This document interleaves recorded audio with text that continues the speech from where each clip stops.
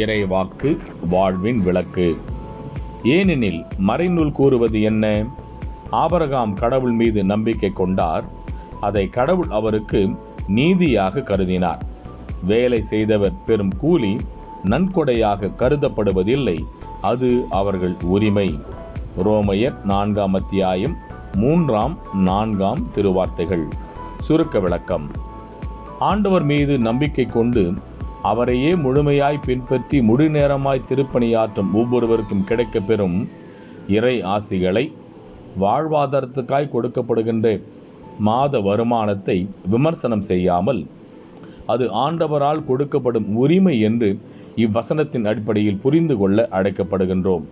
ஒருவேளை தவறுகள் இருக்கும் பட்சத்தில் பொது தளங்களில் விமர்சனம் செய்யாமல் தனிப்பட்ட முறையில் எடுத்து சொல்ல முயலலாம்.